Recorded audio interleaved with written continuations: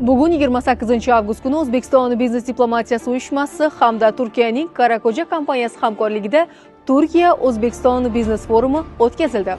Forumda ikki davlatning yirik tadbirkorlari va investorlari ishtirok etishdi. Uchrashuv doirasida oziq-ovqat sanoati, qurilish va qurilish materiallari, farmatsevtika, mebel hamda sanoatning turli tarmoqlardagi hamkorlik masalalari muhokama qilindi. Turkiyadan tashrif buyurgan 30 ga yaqin kompaniya vakillari o'z tajribalari bilan o'rtoqlashdilar. ISO xalqaro standartlarini joriy etish yuzasidan amaliy takliflar taqdim etildi.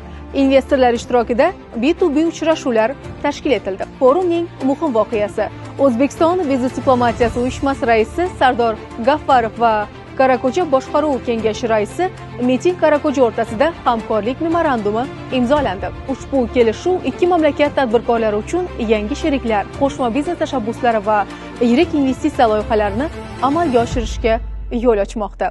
Ma'lumot uchun, hozirda O'zbekistonda 1500 dan ziyod turk kompaniyalari faoliyat yuritmoqda. Turkiya esa mamlakatimizning 5 ta yirik savdo hamkorlaridan biri sifatida e'tirof etiladi.